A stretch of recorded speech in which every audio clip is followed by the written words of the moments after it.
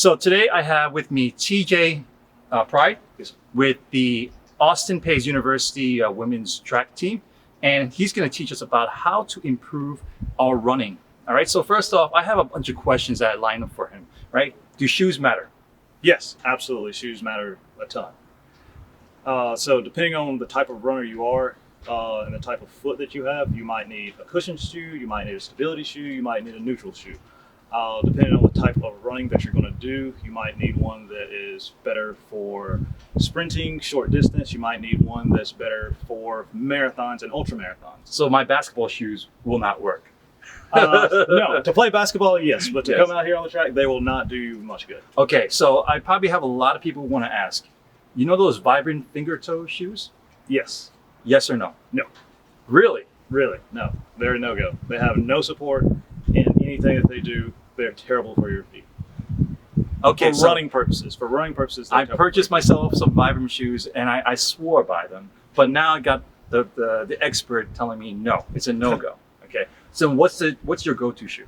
For me, my go-to shoe is the Nike Vomero or the Nike Pegasus. I have a neutral stride, so those work great for me. I don't really run over 5 miles, and so they do anything that I want for a long run. For me, what I consider a long run, which is about 3 miles, or any of the speed stuff that I do, or any of the workout stuff I do. That's an all-around great shoe that I like to use. Okay, you use the word neutral stride. Yes. What is that? So a neutral foot strike, it's where I don't have more pressure on the outside of my foot or the inside of my foot. It's a very mental wear pattern in my shoe. And so for some people, they have a more of a pronate, which is going to be on the inside.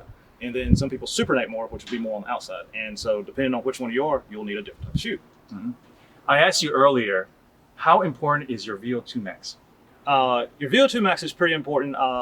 Everyone doesn't necessarily use it. It's a test that is done for a 2-mile time trial, and that's how you determine your VO2 max. And so they kind of go off that for your training purposes. So like you'll go on a long run, they'll say, all right, well, we're going to be at 50% of our VO2 max. And it kind of goes off that. What do you have your athletes? What type of standards do you have them on? For me, it all depends on kind of where we are in our training. So during the fall conditioning, that's really where we're doing a lot of our mileage, getting more mileage in for our athletes, just kind of getting them used to what it's going to take to get for the long season. So we're in season we're trained from September all the way through May. And so we can't, have our kids peak to where they're running their fastest time in October. Mm-hmm. So we have to build up their strength so they're able to push all the way through the season, get through all the meets injury-free. So by the way, congratulations on your last win. Can you tell us a little bit about it? Oh yeah, thank you so much. Our past indoor season, we happened to win our indoor conference. That's the first time we had won in the past 19 years. So a lot of the girls on the team weren't even alive the last time we won. Why so? Because they're 18 years old. Oh, wow. Yeah. It came down to the final event, the 4x4, and a freshman girl, international. She actually ran the best leg she's ever ran, and we won that, and then it kind of put us over the top to win. We won by 1 point. Wow. Yeah, it really came down to the final event, and it was either we beat this team and we win, or we don't beat this team and we lose. Okay. So I'm a new runner right now, and I've been trying to, get my time under 8 minutes. It's been a struggle. I've been training for this military test that I believe the passing mark is you have to be under 11 minutes. So I beat that, but I want to be under 8 minutes, like being a sub 8 minutes. Do you have any advice for how to get to that? Yes. The best advice for that is be consistent on your runs. If you said you're going to run 4 days out of the week, then make sure that you run 4 days out of the week, and then be sure you take your rest days. So on the days that you say you're going to rest, make sure you're getting proper rest, you're getting proper sleep, you're eating proper, and you're staying hydrated. That is one of the biggest things. You have to stay hydrated. And then kind of in your training, I would say make sure you enjoy what you're doing, and then make sure you kind of mix it up a little bit to where you have a long run, so you run a little longer than a mile that you're trying to get, or your 5K that you're trying to make sure you run a little longer, mix it up with a little interval training. And Where do you like to have your heart rate at most of the time? Because I struggle with that. I get so burnt out that I probably get to about 180, 190 beats per minute, and I'm dead after like 5 minutes. So the heart rate, that is varied from person to person. So some people like to have their heart rate around 200, and that's where they operate the best. Some like to have it a little lower. Some like to have it a lot lower. Some are usually kind of around the 115 mark, and it kind of all depends on you as a person. You kind of have to figure that out. So you don't want to go out and just throw your heart rate up right away, because then your workout won't be where you want it to be. So we want to make sure you're being gradual into that, and then just bring your heart rate up at a slow pace. So what do you teach your athletes how to strike with their toes? Where should they be landing? For me and my athletes, I like to teach a 4 foot foot strike as opposed to a heel strike or a toe strike. I like to be on the 4 foot, or what some people call the mid foot. It looks a lot like landing flat foot, but they're really not, to where they're landing from the balls of their feet and forward, and their heels are just off the ground.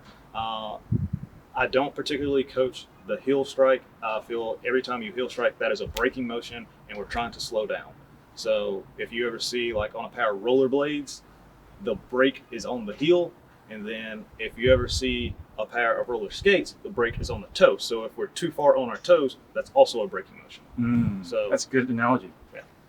So track and field has a lot of different type of running events. Is that what they call it? Yes, events. Yes. Okay. Which one do you say that you specialize in and you understand the most? That I did the most, I am a pole vaulter. Pole vaulter. Yes. That's not something that's very common. You find like pole vaulting around, like, hey, let's go do some pole vaulting. Yeah, it's not very common. It was actually a dare when I was in high school. Someone asked, like, hey, do you think you can do this? And I was like, yeah, sure, why not? And I kind of fell into that. But that is the area that I feel is my specialty. Are there a lot of people who are joining the pole vaulting sport in track and field? Yes. Less and more? How's that looking like for the future pole vaulters? The future of pole vaulting is so bright. Kids are getting in it so young now. Even around like 6 years old, there's kids getting into pole vaulting. A lot of athletes that are my age, they're having kids, they're kind of getting their kids interested in it. And then there's clubs forming all over the place. There's the Spirit Convention in Reno, Nevada, and that has, I think it was over like 13,000 pole vaulters that show up, and it's for a week long. So Really? The pole vaulting community is growing. There's tons of videos on Instagram and Facebook, and it's the only, and I love pole vaulting so much because it's really the only event to where everyone is genuinely happy to see others do well. Okay, that's good. I mean, do you see people like practicing at home with broomsticks and pushing themselves up, or do you The need little like kids, yes. really long like pole vaults to make that happen? When you have like the little kids, like you will see them like with broomsticks or just kind of like some pipes thrown around, and they'll just kind of go over a ditch and doing the stuff like that. And then and I guess that's kind of how their interests evolved to where, you know, their parents are starting to buy them poles, and they're putting pits in their backyard. And there's tons now of, you know, the past 10 years ago, there wasn't so much, but now, I mean, every video you see, there's someone pole vaulting at home, especially since Corona hit.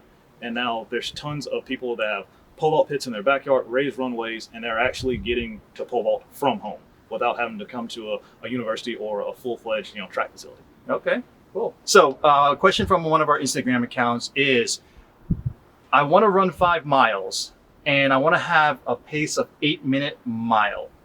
How do I prepare for that? Depending on where you're starting, I would suggest you just go out and run a mile. Just go out, run a mile, see how that feels, and see how long that took you. And then I would just continue to add to that. And so the next day or the next week, try to go for 2 miles, try to go for 3 miles. And then once you get up to the point to where you're running 5 miles, then you can say, all right, this is how long it took me. Now, where can I take this? And then you can kind of start getting into some more specific training to where you're doing interval training, you're doing tempo runs, and then you can start adding long runs into that. So where you're actually running a little longer than the 5 miles to help build your endurance, help build your strength, so you can actually run the 5 miles a little faster. Last question. Any suggestions or any advice, for the next coming generation of runners? Have fun, no matter what. Above all else, just have fun and enjoy what you're doing. As long as you're doing that, the sport will continue to grow. I like that. Thank you very much. Thank you. So I'll just do one lap. I'll come back and then I'll ask you how that was. All right, yeah, sure. Go. Okay, I'll be back. That's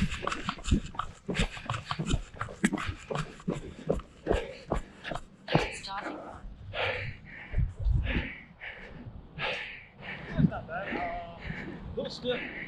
I'm stiff, huh? A little stiff. Chins up kind of high, and then hips. Hips. So the big thing, you want to make sure your hips are under you. You always think of your body as a nail. All right. So if you have a bent nail, and the nail's like this, and you hammer it, it's going to do that. But if you got a straight nail, it's going to straight down. So your body's the same way. If we have our hips pushed like this, and we strike the ground, it doesn't go from our feet to our shoulders. It'll go from our feet to our knees, and then from our knees, it just leaves because it doesn't transfer into our hips. The energy from the track. A lot of the girls, I get their hips are tilted like that. Uh-huh. And so their butt is really high and their lower back is really tight. And so I have to tell them, like, all right, we have to tilt our hips forward. We have to rotate our hips back. So they come back like that, so they're neutral. Because if they're rotated like this, they can't get their knees up. But when we do this, now we can. Again, I want to thank TJ for all the useful tips that he provided. But if only he knew how jacked up my feet are. As you can see in this free analysis from Fleet Feet, I was able to see that both my feet are different sizes. I'm just pretty much messed up. Anyway, you can go ahead and get your free foot analysis at any Fleet Feet near you. I'm not sponsored by them. Go check them out so that way you can properly get fitted for the shoes that are right for you. Again, this is Cavan Mitchell. I want to thank you for watching this video, and I'll see you next time.